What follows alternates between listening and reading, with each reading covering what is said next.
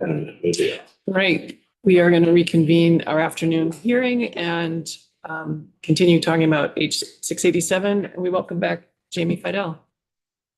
Thank you. So for the record, Jamie Fidel, I'm the General Counsel and Forest and Wildlife Program Director with Vermont Natural Resources Council. And I believe I was asked to come in today to focus on the forest fragmentation criteria. It's something that we've been working on since the inception and wanted to maybe try and help the committee, rectify what's in the bill. There's been some different versions of the forest fragmentation criteria passed over the years, and I thought I would try and highlight some of the differences, what's in the bill, and also highlight where there's been some consensus work over the years and where that has sort of fallen out and try and help you as you review the criterion. I suggested criterion. I did actually want to start by just very quickly going through a couple of slides that will help orient us. And I haven't submitted these, but I can. And some of these may look familiar. I've talked about them before. We started a forest roundtable back in 2006. There were about 100 participants, and we all came together. And it was one of the first times maybe the first time there was a statewide discussion on the issue of forest fragmentation with a lot of different stakeholders.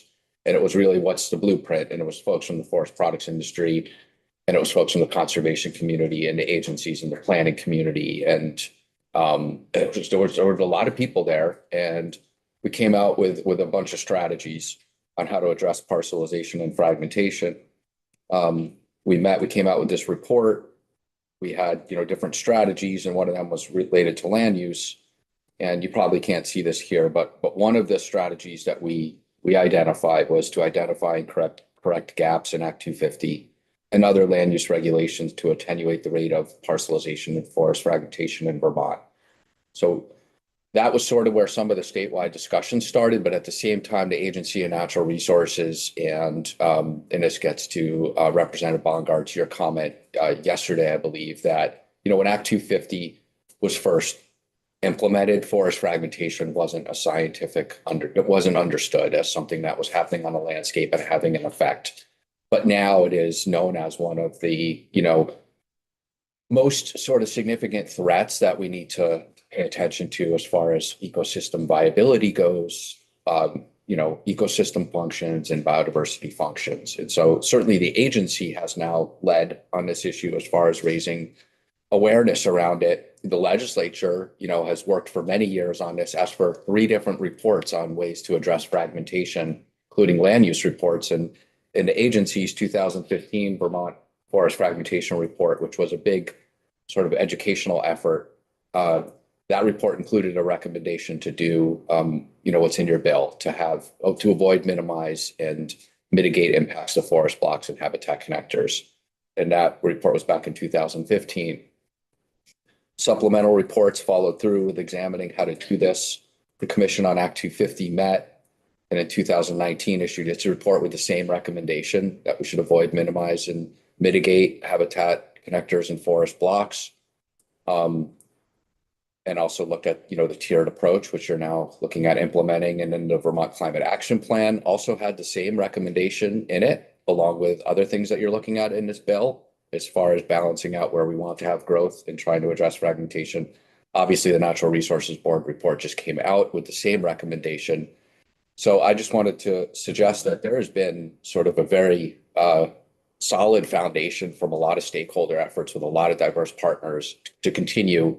There's been hundreds of people talking about this and coming to the same sort of consensus recommendation that this would be the suggested way to address forest fragmentation in Act 250. So then when it's come to legislative action, the House has passed, at least on 3 separate occasions, a forest fragmentation criteria. It never became law. It was something that either the House passed back in 2017. It was called H233. That was the first time a forest fragmentation criterion was passed by this body. I don't think the Senate took it up that year. I don't even remember why. But anyway, that was the start of the work. And then you did actually pass it in efforts when you've had previous comprehensive Act 250 reform efforts. So those were H926 in 2020. And then the latest version was S234 in 2022. And the language that passed, there was actually a House proposal of amendment where you suggested how to design this forest fragmentation criteria. That was the last time the House acted on this.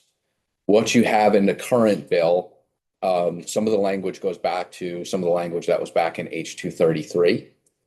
And so what I tried to do then here, and essentially the differences between the two is that I think H233 or what you have in the bill now is more prescriptive as far as laying out in statute some of the measures you would take to avoid, minimize, or mitigate. H687 doesn't necessarily allow for mitigation for habitat connectors, while S234 did. But S234 had a very robust rulemaking, and what would be included in the rulemaking would be deciding when mitigation would be appropriate for either forest blocks and habitat connectors, and deciding the times when would be appropriate, the times where it wouldn't be appropriate. And there was a much more sort of, I would say in 234, there was a lot more meat on the bones as far as what should be fleshed out through a rulemaking.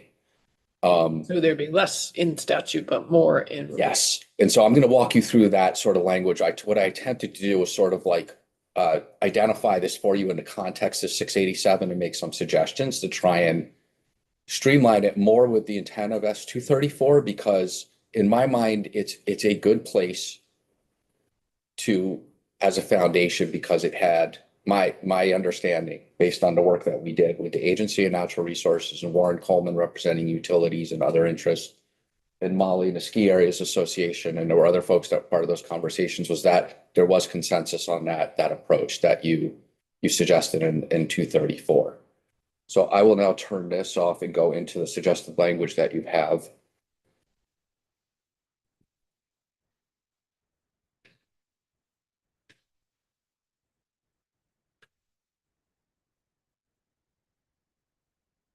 Okay, so I did provide this. So hopefully you have a copy of it. My suggestions are in gray, and then there's strike through language. So you can follow along with what I've suggested starting on page. So the sections that are relevant here start on page 35 with section 19. That's the forest blocks. Representative Sibilia. Jamie, I'm working off the paper copy. Is it possible for you to just talk through this? Yes. Yeah, and then I'll follow up if you don't have the right color coded versions. So the definitions are left alone in 687. My read is they are consistent with the same definitions that were within S234. Okay. Sorry, what page are you on? I'm on page 35, 36. Okay. And I do want to, I think it's really important as. Are you on 3.1 or 4.1? Sorry. 4.1? Yeah. Is that right? Okay. What we're talking about here, these definitions are not for jurisdictional purposes. Therefore, if a project triggers Act 250, this is new criteria.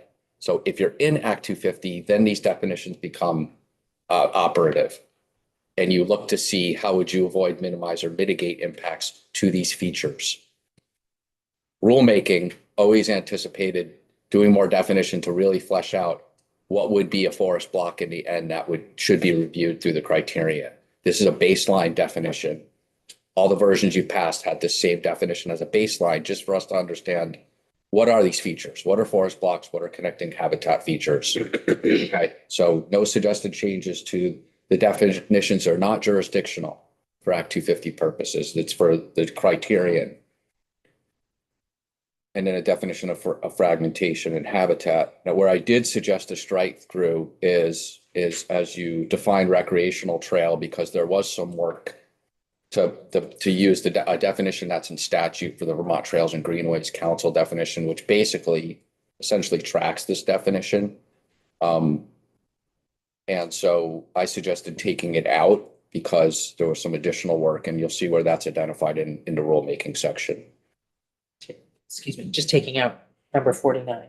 Number 49 is a definition, because you'll see in a couple minutes where this is relevant. And the intent here was not to have trails trigger the forest fragmentation review. Thinking all along is that trails are compatible in our forest blocks. Obviously, we want to see them developed well, but that we weren't going to, I think from a public policy perspective, there was a strong interest among many folks of not having actually trails trigger the review. Okay. Okay, So just in the interest of clarity, so you had me and you just lost me. So criteria, the definitions are criteria, not jurisdictional triggers. Right? right, but as far as like what is a fragmenting feature on the landscape?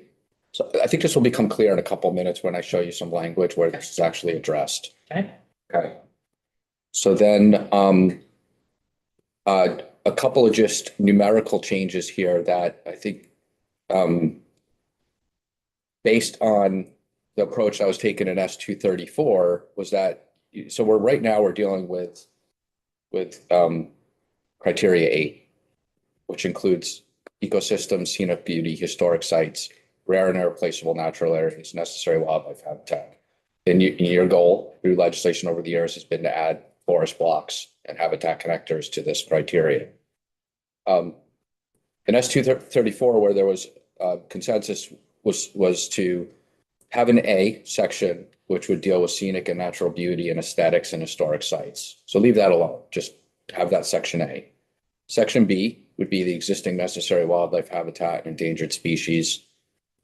And then what I'm suggesting is you combine forest blocks, connecting habitat, and rare and irreplaceable natural areas, because they would operate with the same standard of review. And in 687 now you have it as forest blocks would be, I think maybe B or C, and then connecting habitat is separate.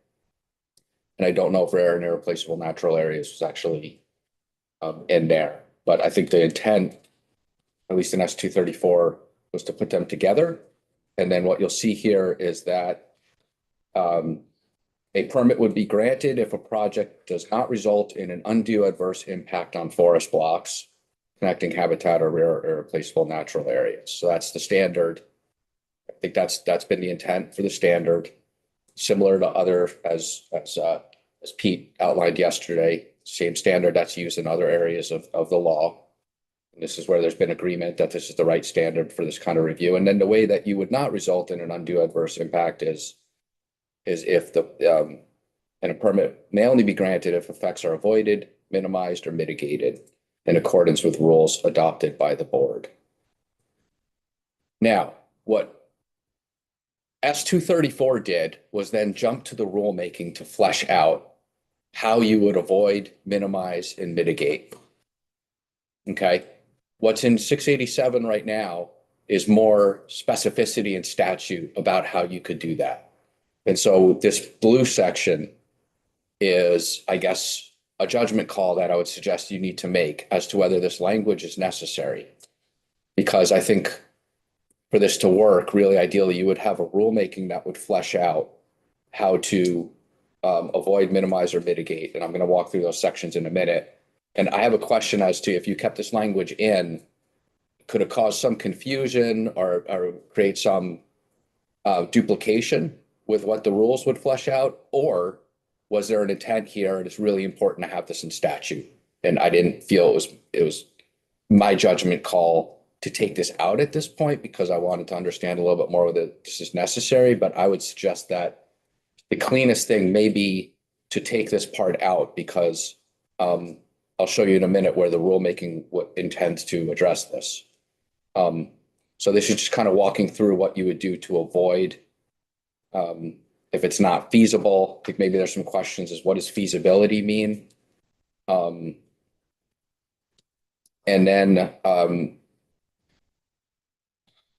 then you also have in 687, then you went and said, these are some things you could do in statute to avoid and minimize. So clustering or using existing infrastructure for your development or not going into the heart of a connector with your development, trying to keep it on the edges. And so you could keep some of that language in the statute if you want as guidance. Okay. So I'll pause there for a second because then I'm about to get into, well, let me just continue for a minute. Hopefully this is making sense. So what I'm suggesting, and then one key difference is you have anticipated that there would, 687 now, you would not be able to allow mitigation for habitat connectors, but allow it for forest blocks.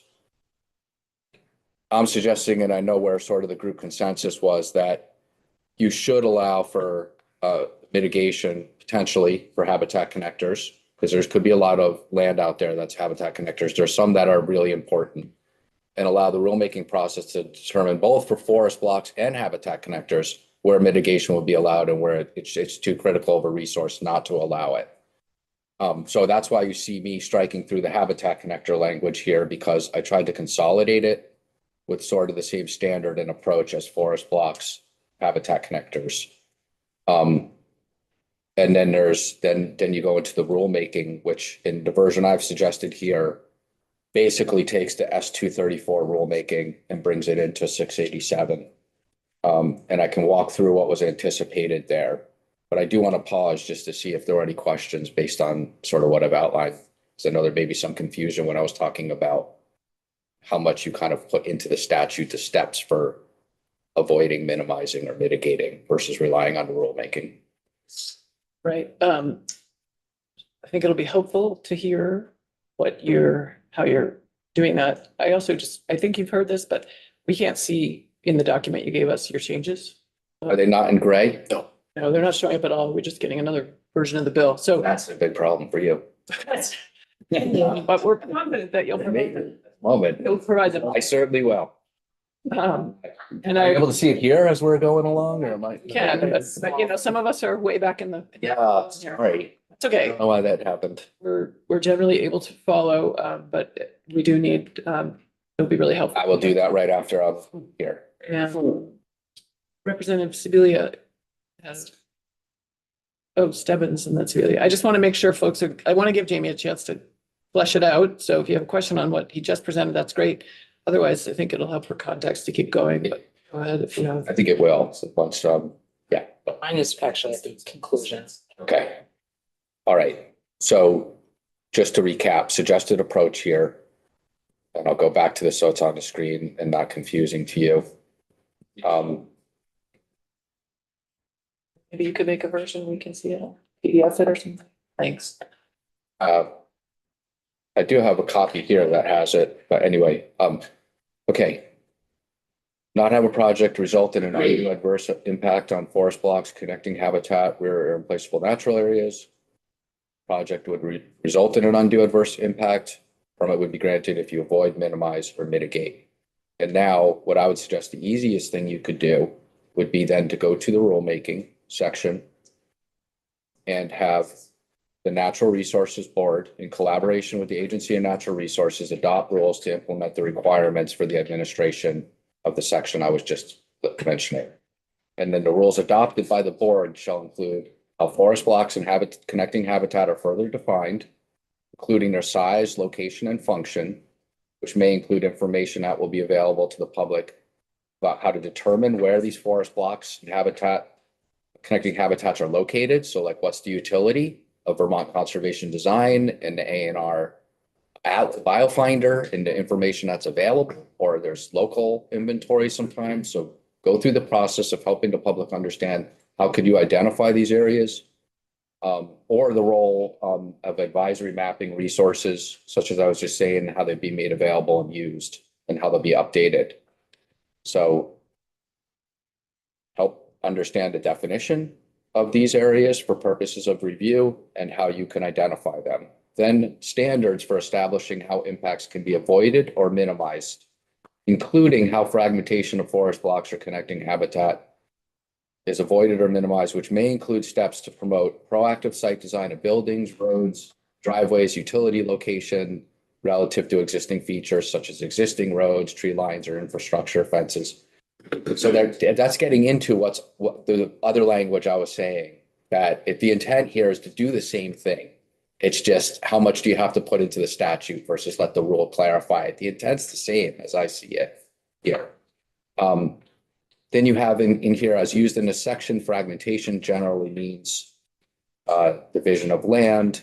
So there's a definition of fragmentation here that's been accepted of what we mean by fragmentation. You know, and creating smaller and small areas as a result of the fragmenting effect of development that causes barriers to species movement and interrupt ecological processes.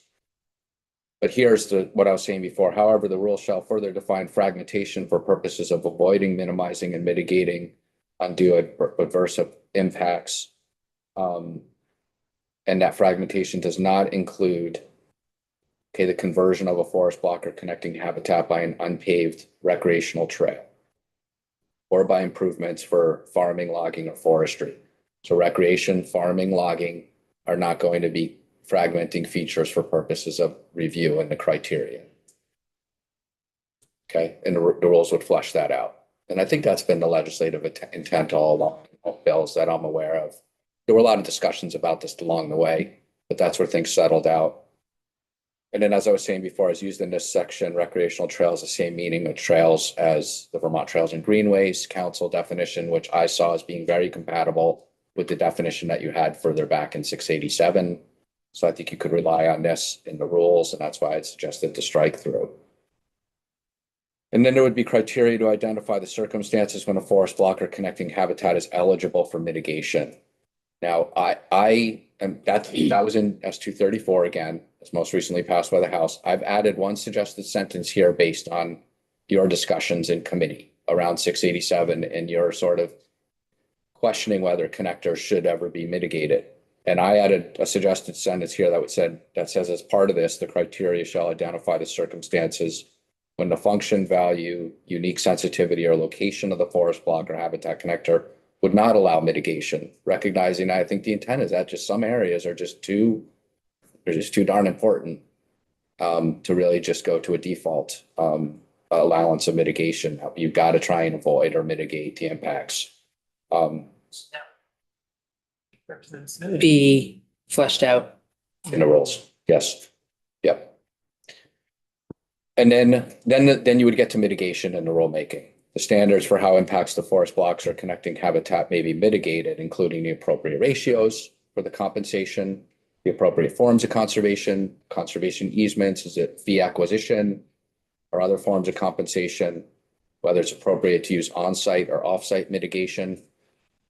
You had some language in 687 that talked about having mitigation be of similar quality. So I may have not maybe nailed this. You may want to look to see if there was something missing based on your mitigation language that should translate if you decide to go with the rulemaking, because 687 has more of the mitigation requirements outlined in statute than relying on the rulemaking. And then finally, the board would convene a working group to provide input on the rule prior to filing with LCAR, ICAR, and then a proposed rule should be filed with the Secretary of State. And the operative dates here, I just used the same timeline that you had suggested the last time we passed this in S234. I know in talking a bit or emailing with Warren Coleman right before my testimony that he thought it could be helpful just to clarify, and I didn't add it here yet, that the criterion wouldn't be in effect until the rules become operative, which I think is probably the intent you would have anyway whenever you ask for a rulemaking. So with that's what I have. And then the rest is basically a strike through of language that you have in 687. And I left alone the resource mapping in here that you wanted, because I think you wanted the available maps to be updated so that they're relevant to help with this. And I assume the agency, will be considering that. So as well, since those maps are so important. So I left that alone.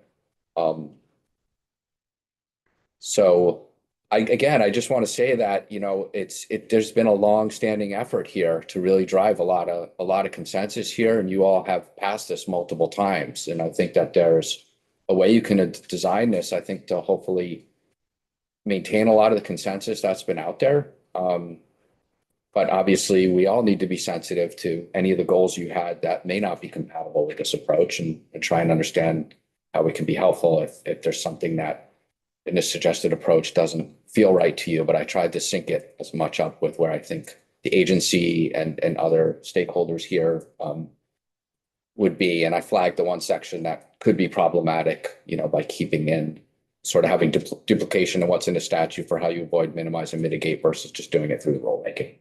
So that's what I was hoping to cover. I will absolutely follow up with this color coded for you. Thank you. Thank you for stepping back and taking a broad look at this. Representative Sibilia. Thanks, Jamie. This was really helpful for me. Can you walk through just the timeline of, right now, if we were to enact this proposal, and your recommendations, can you just walk through the order of operations?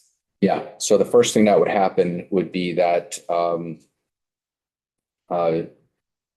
let's go back to that.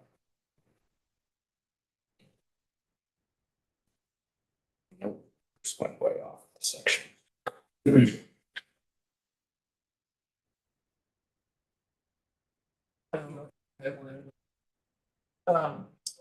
And if Logan just noted that you can see the changes if you open this in Word. Yes, Doesn't really give me that option. I did submit this as a Word document. Then you have to Save it. upload it into a drive and then you have to open it. Yeah, That sounds I great. I could submit it as a PDF too, these changes. Probably, that'd probably be the move. So in response to your question, the first thing that would happen would be the board, I'm assuming working in consultation with the Agency of Natural Resources, would convene a working group to provide input on the rule and work through the questions that you're asking the working group to address. That would then get filed with ICAR by June of 2025. So I guess it would give the group a year. Now, again, I just went off the dates that were the last time you passed this. You obviously all decide whether that's right or wrong. Then the board would file a final proposed rule with the Secretary of State and LCAR on or before June 15th of 2026. So it's a ways out. And but hopefully it would allow for the right development of the application of this. Or you could decide it's not the right timeline, but that's what was anticipated before. So that's the process for the rulemaking. So then the criterion would not be in effect until the rulemaking was That's right. completed. And that's typical. I do want to say that based on hearing Mr. Gill's presentation yesterday, agency has developed mitigation guidance for necessary wildlife habitat. I've been in legal proceedings where that's been challenged because it's guidance. And I think that that's why the rulemaking makes sense here, because it's more, now whether the guidance may, be found to be valid. It's not to say that the guidance is invalid, but if parties are going to challenge guidance, I just think it's much more formal for you to take the step of saying there's going to be formal rules. They should be filed, and then they operate and they can be updated over time. We're learning about things that are not working well, not working as anticipated. Obviously, LCAR provides the backstop of review if something isn't consistent with what you intended. So I do think you need to be very clear in the rules of what you want to see addressed. So whether the right definition's in there or not, you could look at. I think there's a good foundation here, set up what I hope would be a good rule. And but yes, I think rulemaking is the right way to go. Well, I have a couple thoughts here that I'd love your input on. I mean, we just took testimony this week on required rulemaking that we put in statute that never happened. Hasn't happened yet. In 2015, we requested the Agency of Natural Resources to do rulemaking. They haven't done it. We have a situation with the Agency of Natural Resources and LCAR being found not to meet legislative intent with rulemaking that we recently asked them to do. They did the rulemaking. As you noted, there's been a lot of people working on this for a long time. And the definition of fragmentation that you gave us is perhaps identical to the one we've had with statute. I guess I'm wondering really how do I reconcile all that? Yeah. It's not going great right now from where I sit, and we're hearing from the agency that they're maxed out and we've asked them to do too much. And now you're suggesting we ask them to do more.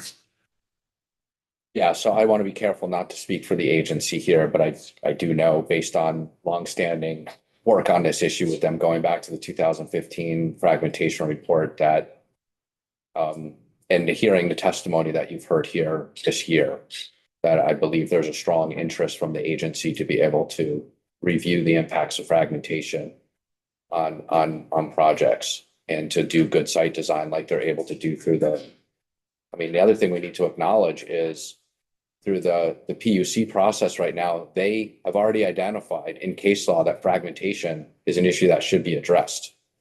And there's been denial of a project in Shutesville Hill because that wildlife corridor was so critical that a cell tower was found not to be compatible and would have an undue adverse effect on the environment, according to their criteria. So what I think is happening is the agency is able to address these issues through the PUC process and not. I heard Bob Zano say this too. He was very sort of like supportive in my mind of getting this fragmentation criteria on the books because they really want to be able to apply it to their review. So I'd be heartbroken if at the end of the day, the rulemaking was just used as a ruse not to get this implemented. I think there's always a question, is it going to be done exactly the way you intend or you would want? But my hope is that this will become real. And if it's not, I think there'd be a pretty big outcry. I know there would be from the NRC, and I think a lot of other folks who have been working on this for a long time. So my hope is that the intent here is to actually do this. So, but the PUC did it PUC's already done it, without rulemaking. but they have much more broader criteria in statute for them. They can look at any undue adverse effect to the environment. I mean, that allows any party, and we've in the past said we've raised issues like forest fragmentation concerns, and they've taken the evidence and they've weighed it. But Act 250 doesn't have that breadth. It's much more specific through the criterion.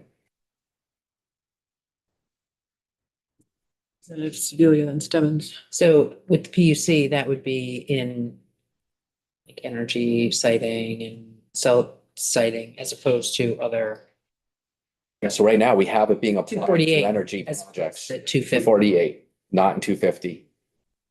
There's a discrepancy. And, when we have really large developments that trigger Act 250 and we can't look at the fragmenting impact. The other thing I want to underscore, and Chair Haskell's been, I appreciate that she's put this on the table. I know the agency's talked about it. Is I think the consensus is we do not have a functioning criterion in Act 250 for forests.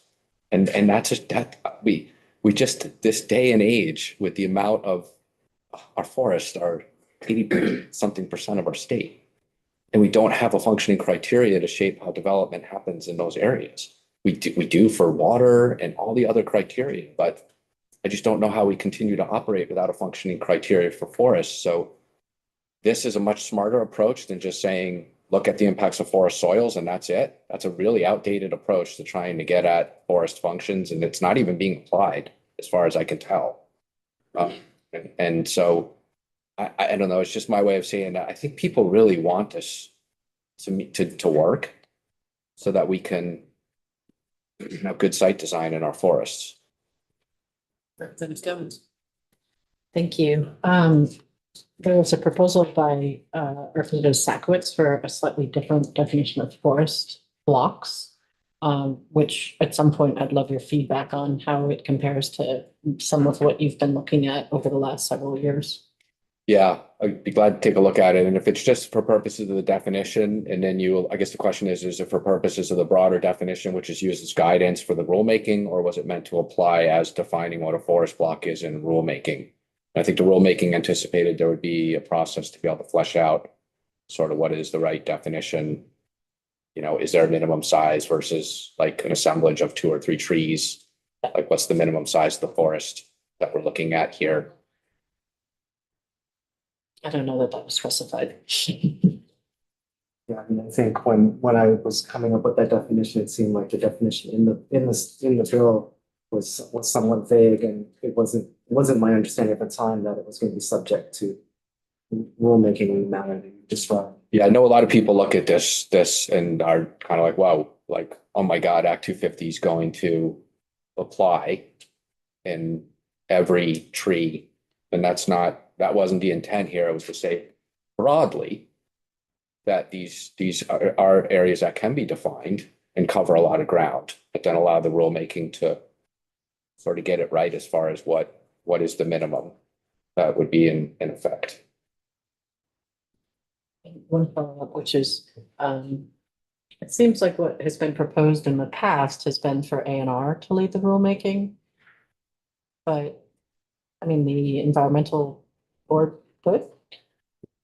You know, I think both are important to be involved, and I would leave it to them to say if there's one that should be in the lead over the other. Thank you.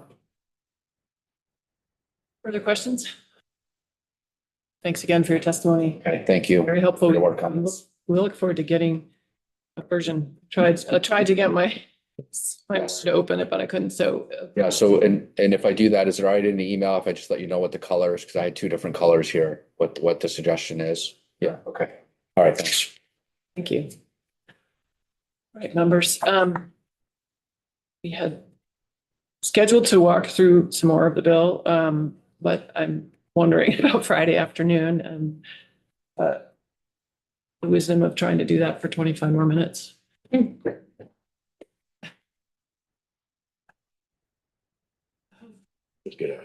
Representative Sibilia. I'm ready to be done, but would love a sense of how we'll proceed next week. We're gonna And keep, how to prepare for next week. Should we be here early on Tuesday?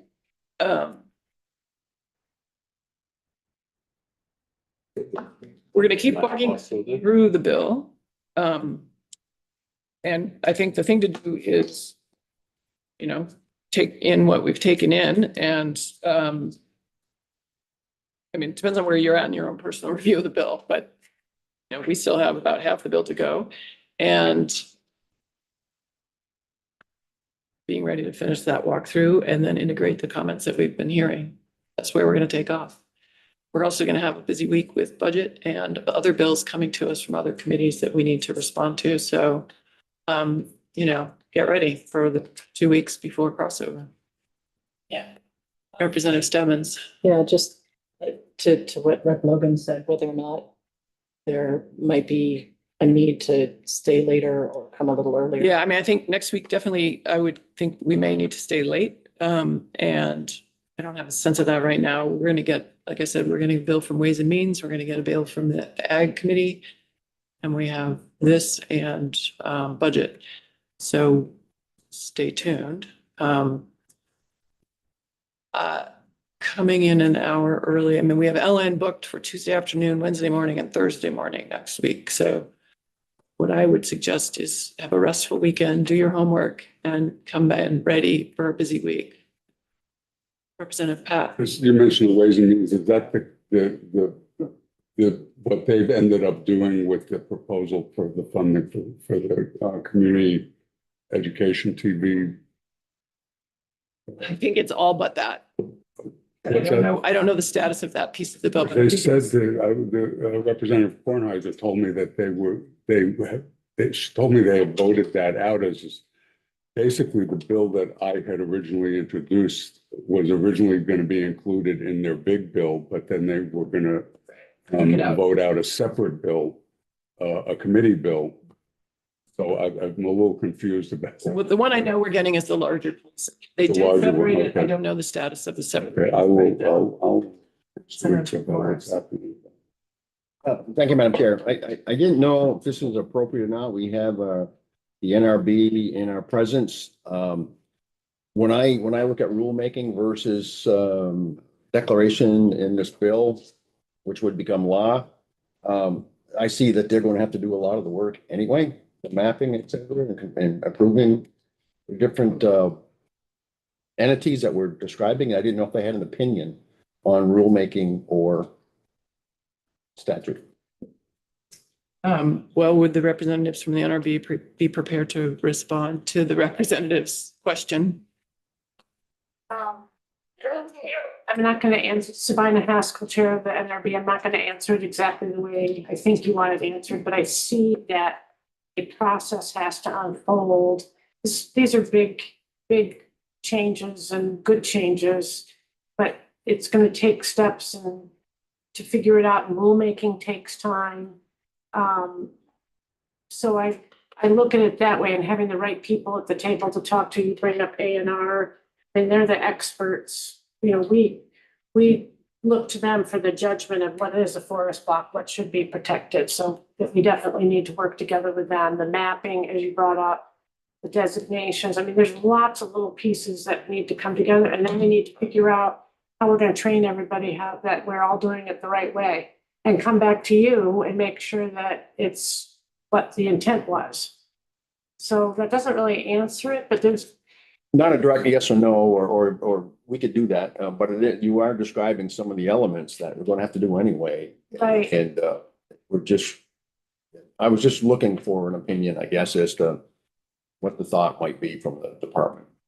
and I also think the time is needed, with no disrespect in me making this comment, but that we need time to think it through so that we're not going so fast we forget something. Right. Or overlook something. And you brought up the timeline this morning, Chair Sheldon, and I think that's, would be a good thing to have in place that's realistic for everybody to expect.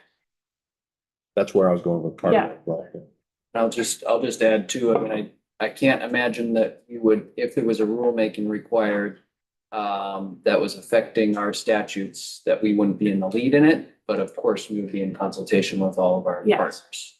Right. Thank you for that, Representative Sibilia. Yeah, just going back to Representative Pat's question about the public access in the revenue bill that's coming. One thing I wanted to know, and I think I sent this to the chair and to, I am aware that they are perhaps advocating in government operations for $1 million in general fund, which is something that has happened in the past, which I definitely would support. I definitely don't support the avenue that they were going in terms of the revenue bill. So I wonder if that's something we consider when we do look at our budget, whether or not that's something to weigh in on. What they're advocating for is again stopgap funding Yeah. Until there is a dedicated funding source.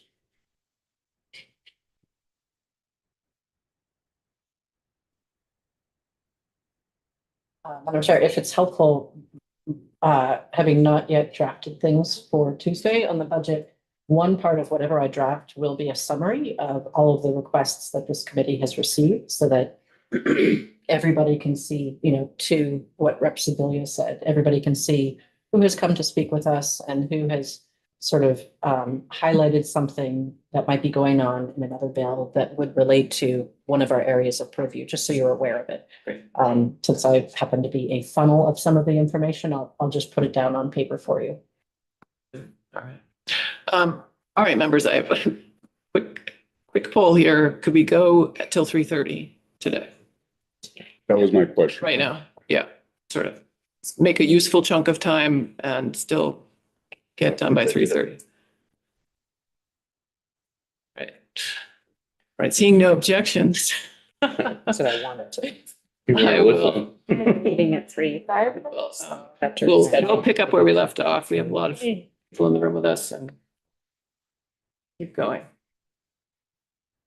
Hi, Ellen Tchaikovsky, Office of Legislative Counsel. Page 132.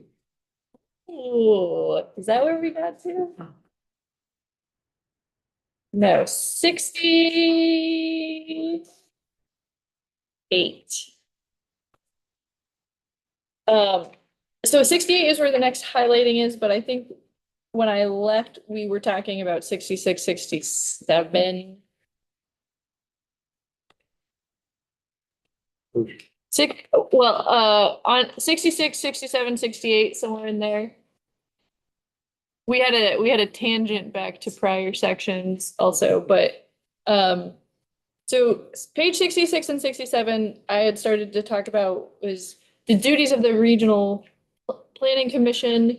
I think you maybe want to hear more about their proposal regarding substantial regional impacts, which is a thing that already exists, and changing it to substantial deference. But again, we talked about that and then I left.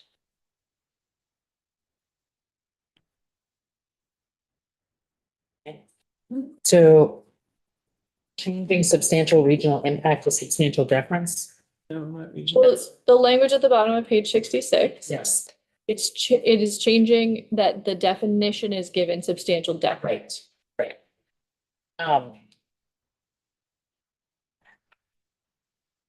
What is substantial regional impact? So So, and how is that used?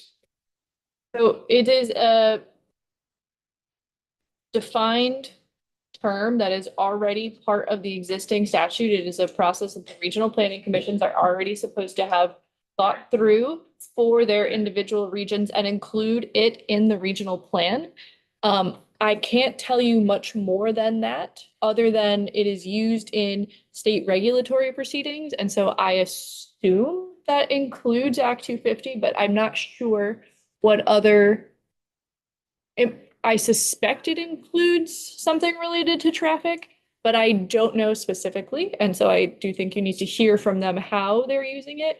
But I think their proposal in this bill, I can speak to a little bit, but I think you'll need to hear more about, which was one of the functions of Act 250 is identifying these large projects when there is a regional impact that comes under criterion 10 review to some extent. And so if there's an exemption from Act 250, there is and just municipal review is happening. They were trying to think through how projects with regional impacts could be addressed by regional planning commissions or people interested in having concerns about regional impacts. They've sort of reconfigured their proposal here a little bit, so I do think you need to hear from them how they want that to work. I have a big note here on that, but I have a question. So, defining a substantial regional impact, like that's,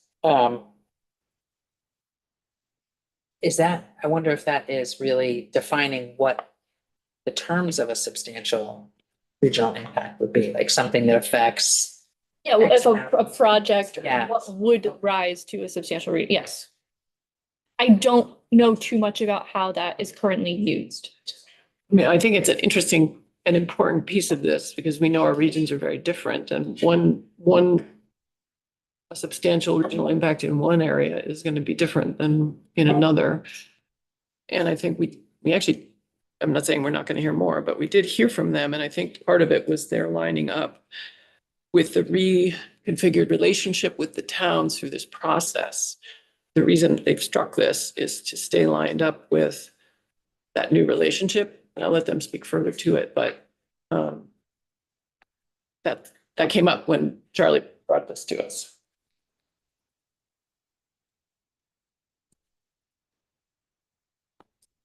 Okay. So, on to page 68.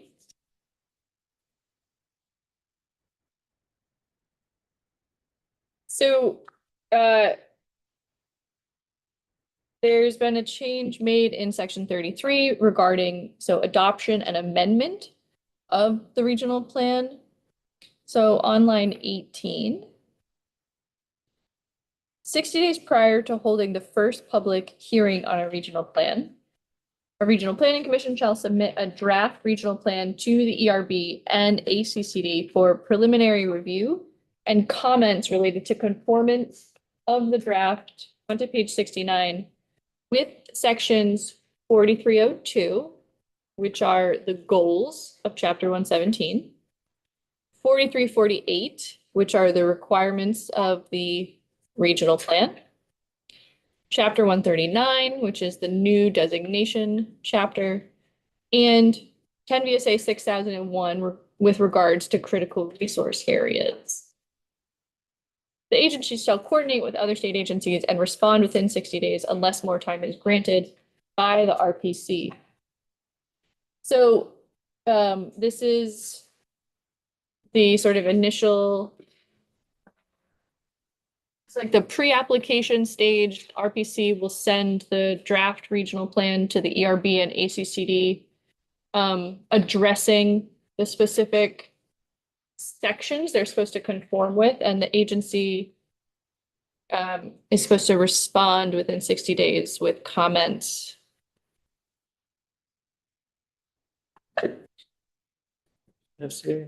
Madam Chair, I think actually this hopefully will be a helpful suggestion. But because we didn't as a committee go over version 2.1 and 3.1, I think Ellen is going to the highlighted changes from the last versions and actually, correct me if I'm wrong, but all of the underlying versions, like I feel like we need to go through all of them.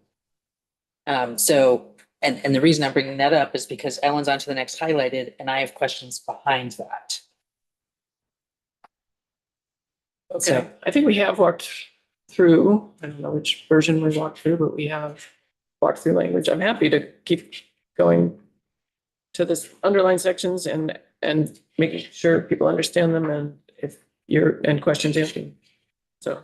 Yeah, great. And apologies if I did miss a walkthrough. So on line 7, we're talking about ensuring that communities equitably build resilience to address the effects of climate change through mitigation and adaptation consistent with the Vermont Climate Action Plan adopted pursuant to. Great. That feels really important to me. And this is something that has to be included in the regional plan. No, this is specifically a duty of the Regional Planning Commission. So the questions I have around this are, how do we measure this? Who is accountable for making sure this gets done? What are the consequences if it doesn't? How is it paid for? And who are the implementers? This is a really key concept for me in terms of things that I would like to see us prioritizing this year, considering what a struggle our communities are having with water. Representative Stebbins? Thank you. Whether or not this is helpful to address part of what you're asking, Rep. Sibilia, when we had Mr. Coster here, we had asked about the municipal vulnerability index tool. And he said he would get back to us. His email reply is that the tool is scheduled to be completed by the end of April 2024. And he did provide a link to the available information at this point. There will also be a public presentation on the tool on February, missed this, February 20th. Lovely. That was this week though, so you didn't miss it by much. Doing well with my emails. Not missing it by much. Oh, my constituents know that too. Anyway, I'm happy to share this so people have the link if that's helpful, but from this, it appears as though at least there is one approach moving to try to address this via at least one tool. That's a tool, yes, agreed. An important tool and one that we asked to be included in the Global Warming Solutions Act. Specifically, we're thinking about rural communities and adaptation. And it's great that that's being done. So number 7 feels really, really, really, really big to me with very, very few words. And so, and also like a huge priority. So I just want to star that. Yeah, so this was language that was proposed by the planners themselves. I agree. I think it's pretty vague. But if you look at the sections, right, the language right above, I think a lot of the section language in this entire section is pretty vague. Mm-hmm. Not that that is good, but other parts of this are vague too. So if you have suggested edits, this is the language that the planners themselves proposed. So if you have suggestions on how it could be more specific. Did just take testimony from Jay Green, who think appreciated it. And I would say, kind of once again, the purpose of the regional plan, that's the section that we're in. And this whole structure we're proposing actually provides kind of more accountability and oversight than we've had before. So all of these responsibilities will be evaluated. The success in meeting them will be evaluated when these plans are evaluated by the Environmental Review Board. The plans are approved and then they're evaluated. Based on what we've asked them to do. Evaluated and then approved. Yes. Right. So, right, so this is so I must say this, so this is purpose, yeah. right, so that isn't currently a cross-reference in the list of things the ERB is reviewing for? I don't think it is, so you can add it. So this is the purpose of a regional plan. Yeah. And the ERB will be evaluating the regional plans. And it seems like logical to me that they would go back to statute and say, did you meet the purpose? Well, I'm only just meaning that there's also 4348, which is the elements of the regional plan. Yeah, right, the next section. So that's what I think the cross reference is to currently in your bill for what the ERB is reviewing, not specifically 4347. So if you want to add it, it might be a good idea. But let's get through that section and see if it makes sense before we do it, since they are related. Representative Logan. Thank you. Yeah, I think one of the things that I've noticed here when rereading purpose of the regional plan, adoption and amendment, and the elements of the regional plan, I think one of the things that Jay said today, and this kind of alludes to this number 7, is process considerations, which I think have come up over several times for all of us who are concerned that that folks be adequately engaged and that the right people are being engaged. So there isn't really a piece of this that really refers to standards for the process that the Regional Planning Commission uses to conduct. It's implied here in the purpose. There are elements in the elements of regional plan. There are some things that might allude to process, but then there isn't any explicit direction to the regional planning commissions to conduct the process in a certain way. And I don't know where we would work that into our bill here. Sorry, I think I missed so you're about integrating more meaningful participation? Right. Okay. Yeah, and engagement with environmental justice focus groups, and really kind of this equitable planning for equitable resilience, et cetera, that I think there's a whole community engagement plan that's been developed, but really only applies to the Agency of Natural Resources at this point. But it's referenced in a lot of different places, and we have the. Where's process addressed in this statute, Ellen? So I don't remember off the top of my head. I think it's partially addressed in 4348. And that is, but that is let's see. This is adoption. So yeah, so 4348, which is on page 68. That first subsection A, so like line 12. I don't know if there is a more detailed section than that currently. So currently it's RPC shall adopt a regional plan. Any plan for a region and amendment shall be prepared by the Regional Planning Commission at the outset of the planning process and throughout the process. RPC shall solicit the participation of local citizens and organizations by holding informal working sessions that suit the needs of local people. And then on the next page, 69, the Regional Planning Commission shall hold 2 more two or more public hearings within the region after public notice on any proposed plan or amendment. Minimum number of required public hearings may be specified within the bylaws of the Regional Planning Commission.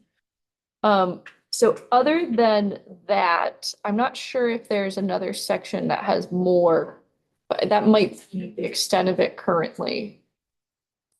C talks about 2 public hearings. On line 5, page 69.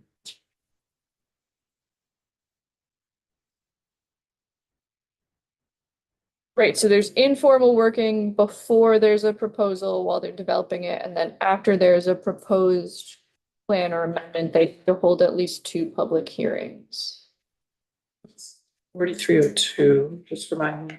That's the goals of chapter 117, the planning chapter.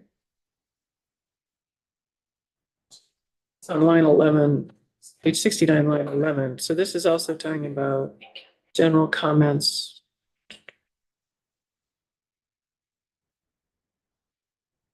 I'm sorry, you said 4302 is what? The goals.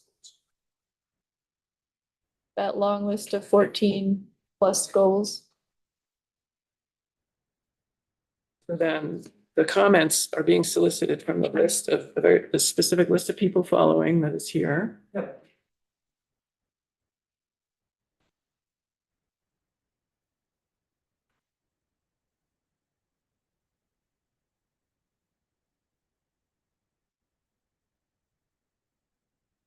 That's good. So, even though right now this is in the purpose section, and perhaps even if we move it into, This is adoption for regional plan. yeah, okay. But under, the phrase that I originally, number 7, even if this is purpose language, that the purpose of the regional plan is to ensure that communities equitably build resilience to address the effects of climate change through mitigation and adaptation consistent with the Vermont Climate Action Plan. So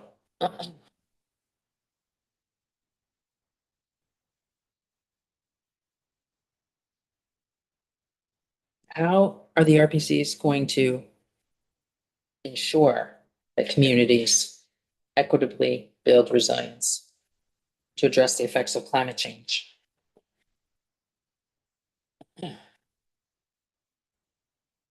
And who's going to pay for that? How is it going to be? I guess were you on the committee that passed the Global Warming Solutions Act? It's referring back to that, and how it's done there would be a guide.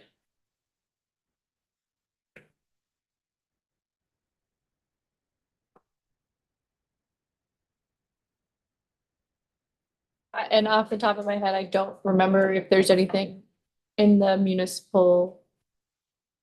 There is something in the Vermont Climate Action Plan on resilience.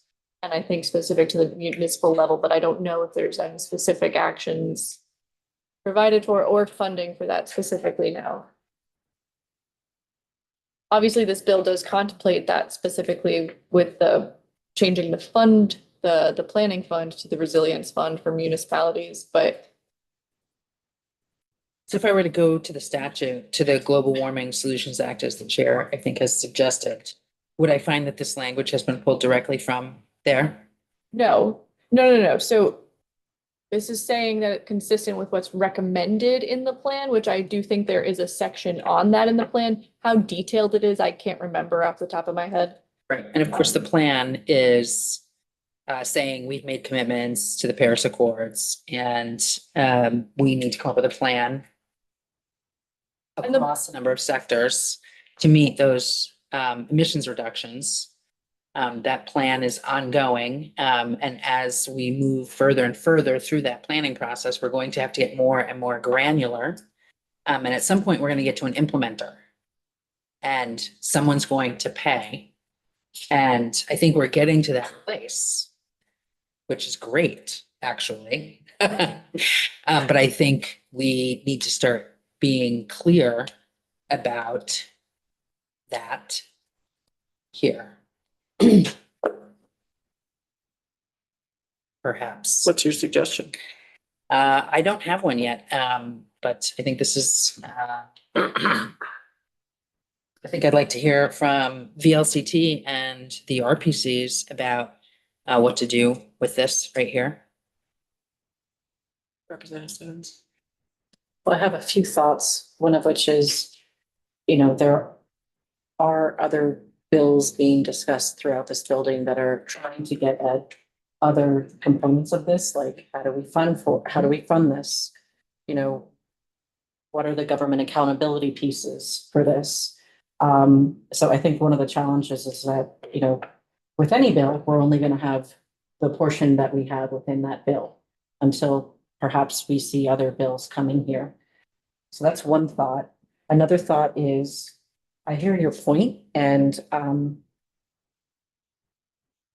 just throwing it out there, I don't know if ensure is the right word. I don't know that we can ensure that. What we can do is aim for it, and we can try to put the pieces in place, but I'm not sure you can ensure that for every and all communities. I mean, as you've raised so many times, right now, it's hard to get a quorum to your RPC. Like, it depends on the town, it depends on the RPC, and it depends on where the rain falls, and whether or not there was upstream development. So I guess I'll just say, promote those types of words, create conditions, reduce the waste. Those are, ensure is a high legal bar. Yeah. Yeah. And I have to say, I sure would like the state of Vermont to be moving in the direction of ensuring that communities equitably build resilience to address, but as this is now, it feels like, okay, Wardsboro, who is incredibly vulnerable with your one person and your not huge tax base, you're on the hook and liable. I know you don't have the capacity, but let's go. Representative Vaughn? It's funny because I was thinking one of the lines you were thinking about, Stevenson. I mean, maybe the word is help communities. Equitable bills. Or. Yeah. And sure is on one level stronger because it puts more oomph in it, but you're right, we can't ensure it. But so maybe it's help communities equitably build. I don't know. Okay, Representative Levy? How about guide communities to equitably build resilience? Because, I think that's my concern about process. I feel like we're asking them to do something, but not giving them the tools or the guidelines by which they can actually help guide communities to do this kind of stuff, because that's this highly technical work to determine how to equitably build resilience. You won't just stumble. You won't, even through the best process, if it's not really intentionally geared towards goals like that, it won't be achieved. I'm gonna take some time over the weekend to read process documents that we have talked about, referenced, and not really discussed. Okay, I think that's a good suggestion for all of us.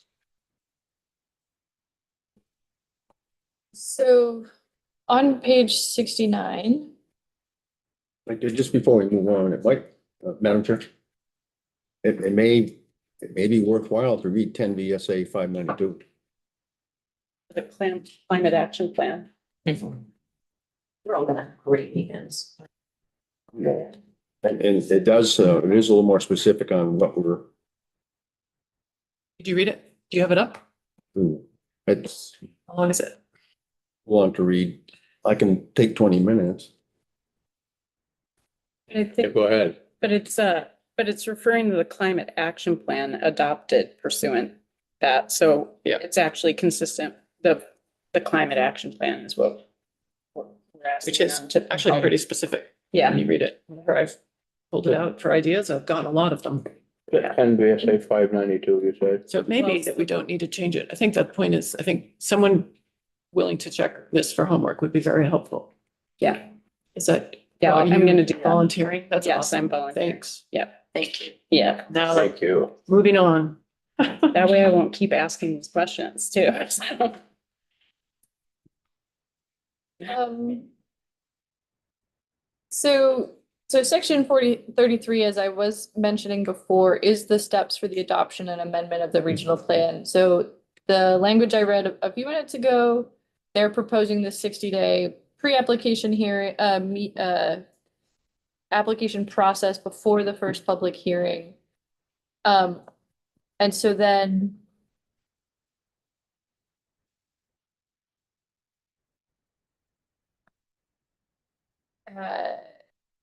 so, all right, so how do you want me to proceed right now? Sorry, we started reading this whole section. Do you want me to keep reading this whole section?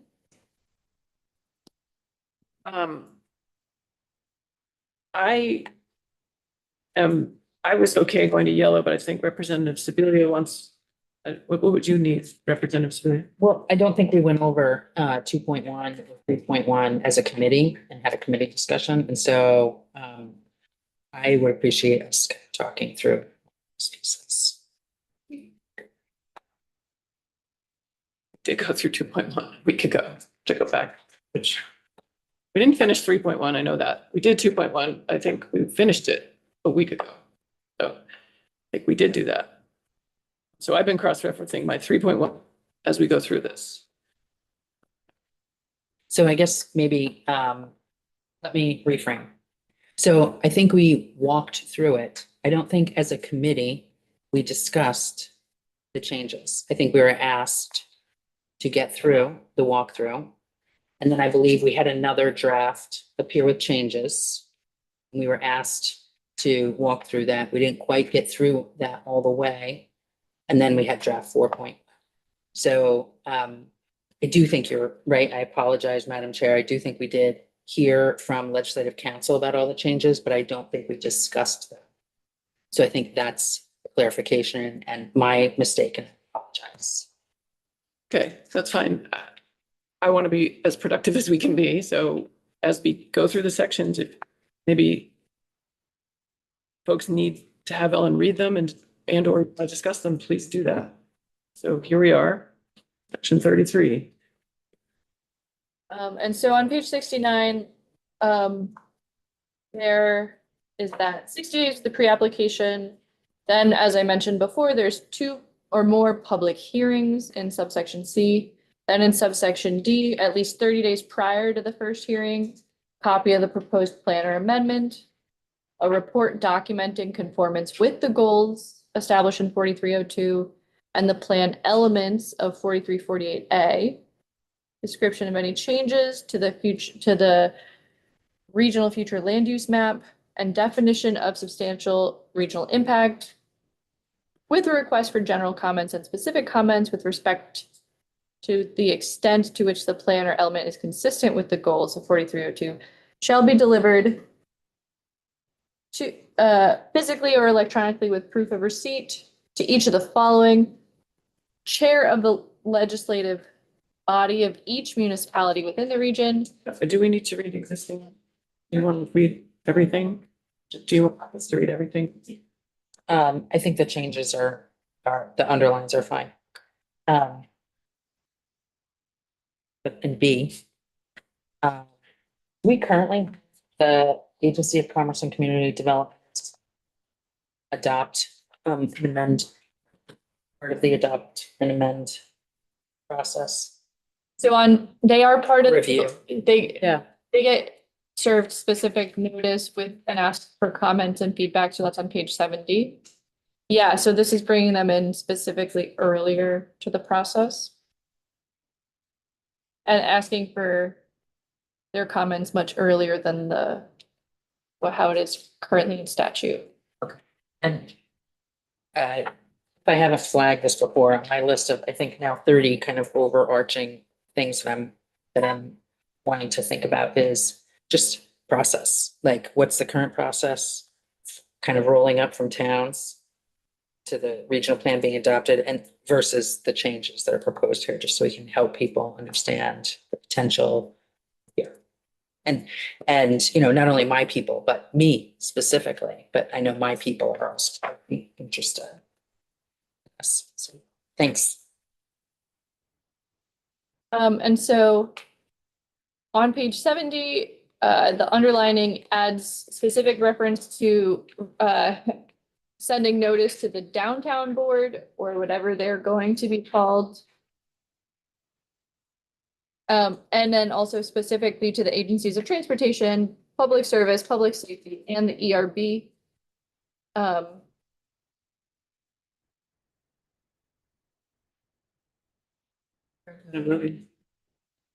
Is there a reason, it's not sent to VHCB or and the Land Access and Opportunity Board as part of VHCB?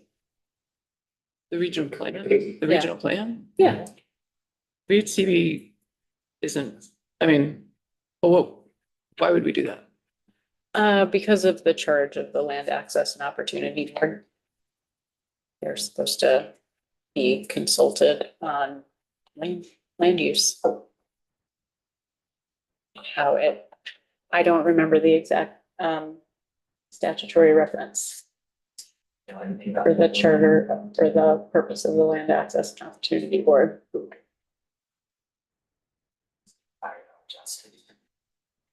Right. I'm gonna put a sticky note there. Okay, that's good. Representative Clifford. Thank you, Madam Chair. Page 70, line 4, State Downtown Board. Yeah, Is so that a thing? currently that's the board that handles designations and designates the areas, so like the downtowns and village centers. So if a municipality wants to do something in their downtown, they have to go through this board? Yeah. No, Well, no.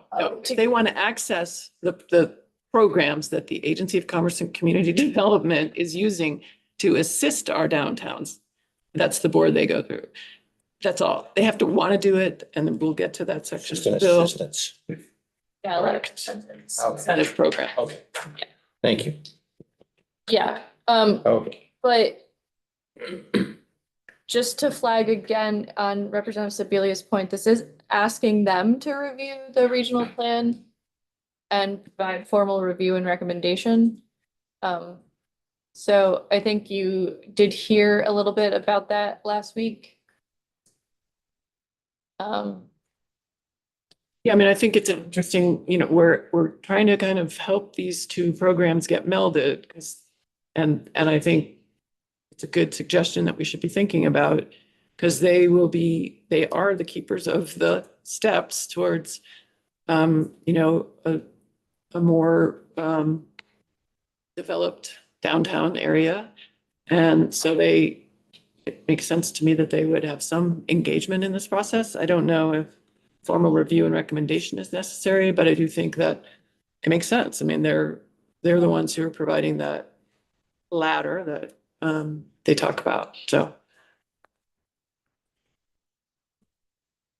Yeah, so they don't, it's interesting because they don't actually have this is, I think the point Sibylla might have been thinking about is they don't actually have in 4302, 43, 48A or 139, they don't have a direct role in an adoption or an amendment.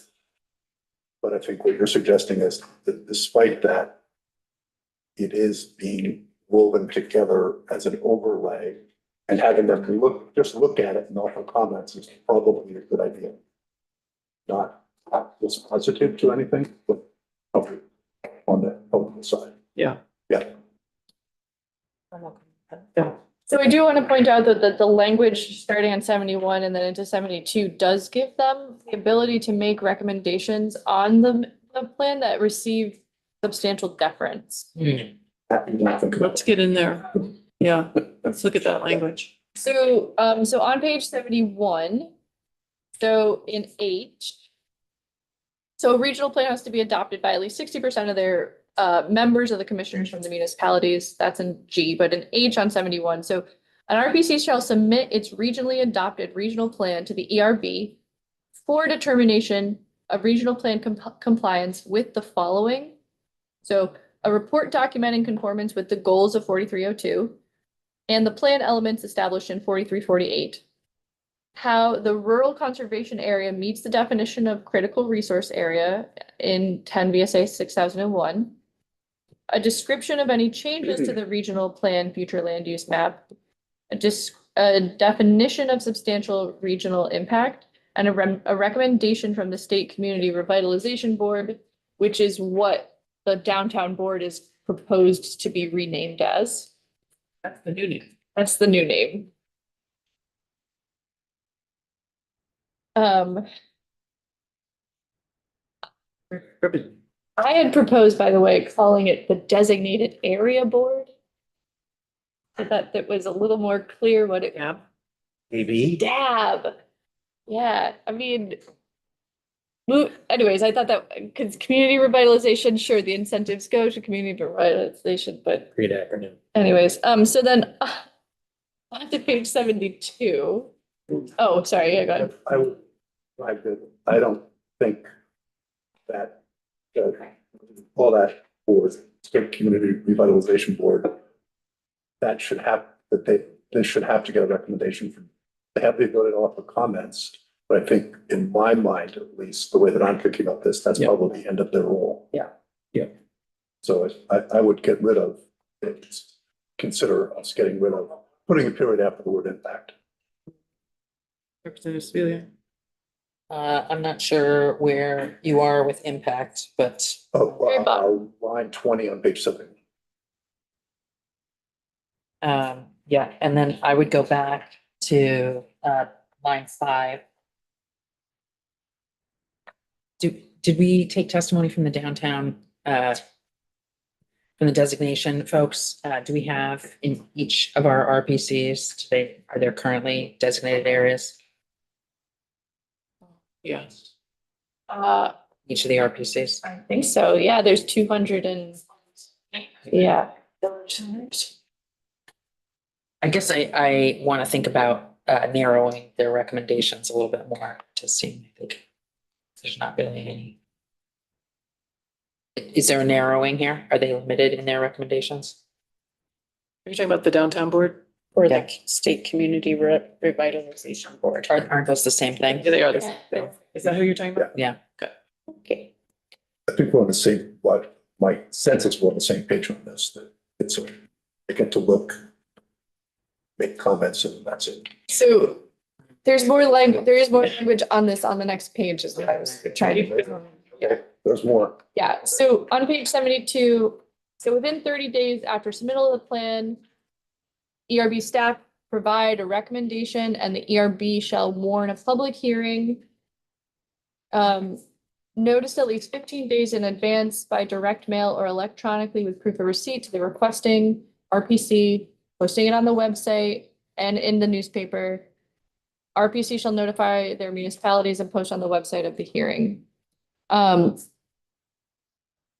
So then in number 3, the recommendation of the Community Revitalization Board shall receive substantial deference from the ERB with respect to the mapping of proposed downtowns, village centers, planned growth areas, and village areas.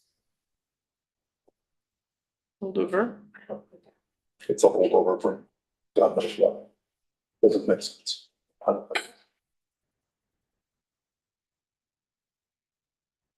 The ERB shall issue determination in writing within 45 days after receipt of a request for determination. If it's affirmative, a copy shall be provided to the RPC and the ERB, which that doesn't, I don't think they need to provide themselves a copy. If the determination is negative, the ERB shall state the reasons for denial in writing. If appropriate, suggest acceptable modifications. Submissions for new determination that follow negative determination shall receive a new determination within 45 days. This paragraph's doing a couple things, one of which I'm hearing members say they don't necessarily think it should do. So maybe it should start at the Environmental Review Board shall issue the determination in 45 days and focus on that part of this work getting done in this paragraph versus 2 or 3 different things. Representative Logan. Thank you. Would somebody explain to me why we wouldn't want the recommendation from the state downtown board to receive substantial deference from the ERB with respect to mapping of, et cetera? Representative Bongartz. Um, the way. Go ahead. I can start. So right now, what they do is they review applications for designation, which isn't necessarily land use based mapping. Right. So The DHCD programs. yes. And so if this would be giving them a new task evaluating maps, which is not something they currently do. Right, and they said they didn't want to do that. Well, I'm unsure if, like, there is new language in that section, but you do maybe want to line up and see if. So that board is currently made up of largely state agency people, so from across the state agencies, as well as some other people that are appointed to it. So it isn't currently a specifically land use based or mapping based board. So, for what it's worth, this is just the way that I think about this. Is that the land use portions of this are all under the purview of the NRB and ERB. And the stuff that comes from the designation program, Chris Cochran's shop, if you will, is an overlay. And that provides a lot of benefits to towns at different levels and have those, but it's an overlay that all the work we're talking about here is ERB territory. What we're doing is allowing them to comment, consistent with what the chair said, just because it's an overlay and a bit of an integration, but this is all under the purview of, it doesn't really, it's almost like saying that the I don't know what the hospital board, whatever that's called, comments on this, because they don't have anything to do with it. But They're connected, but not, I shouldn't use that example, but it's not their involvement here. And also, I guess, yes, and I agree with that. And I would say, we're really hoping that this is, this is our communities doing their work from the ground up and meeting state goals. And really just having the board say, yes, you've met the state goals, not more than that. That's the way I see it. Right, Chair, the locals and the regional planning commissions are developing those maps jointly, and then you're gonna have another board come in, and that's. Yeah. It doesn't make sense. I don't think that's what Chris wants. I think this is holdover now. So can we strike the first sentence of 3 on line, starting on page 72? What are the suggestions? Are they related to my question? Yeah, I'm just doing one before this. Well, can we just finish this thought? Okay. I would be happy to see us strike the first sentence in 3. Okay. 3. Your objections, anyone? We'll try that on. I support it. Next thought, Representative Bongartz. I would, to make it be consistent with what we just did, I would say back up on the very top of 72, within 30 days after submittal of the plan, strike environmental review. Oh, wait. No, Forget that. no, Forget that's it. I did it related. wrong. I got the two confused. Yeah. Forget. But we do want to strike. Can I stay on that for a second though? Because I think that's a little bit interesting, right? So you are having within 30 days, ERB is providing a recommendation. And then they're also going to have a public hearing. So they do have to make a determination on the plan within 45 days. So I just was curious on this, how those steps would play out. I mean, maybe that does work. But I think this language is adapted from how other processes work. So I am wondering if the first provide a recommendation is unnecessary. Well, they get the report, right, on Yeah. the previous page. Or they get the plan, excuse me, right? And then they make a recommendation. We support this plan. They post it. And then they get public input, right? Yeah. Then after that, they determine that, okay, this is great, public thinks it's great. Okay. And then just probably looking to the 30-day and 45 days. The committee think that's reasonable. Too long, too short, just right. Representative. You need to see this in context of kind of a proper time for, how the town plan's coming in. It's going.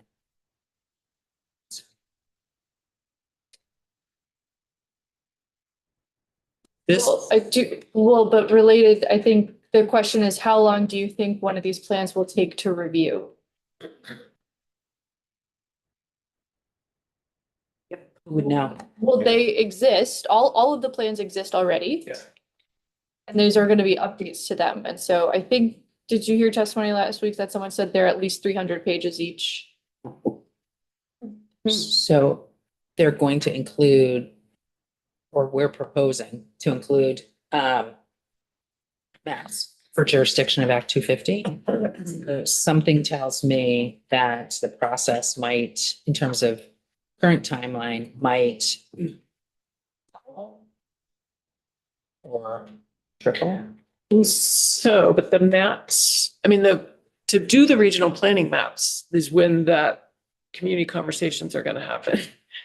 Right, and then the environmental review board is approving that plan after the planning process has happened. And in that planning process is where you're gonna have those conversations about the jurisdictional places. And people are stopped, so citizens and communities are stopped at the regional planning level from, so if they don't agree with the plan, or are they able to go up to the board? We have Objections. Parties right here, page 73. Yeah, so, I mean, so really seeing the process map here with timelines feels important. Just so that we make sure we're providing enough time for this. Representative Bonner. I'm confused by the language too. Now that we brought, just because, for instance, on line 3, 15 days in advance of what? Having a public hearing, 15 Well- days in advance. A public hearing noticed at least 15 days in advance.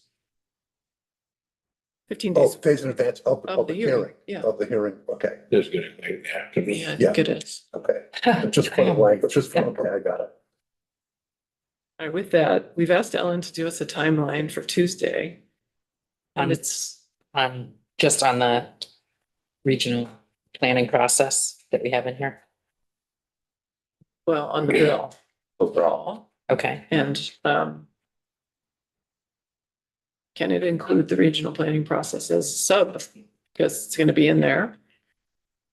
I mean, I think this is it. It's the 30 days and the 45 days and how it's gonna. Sure.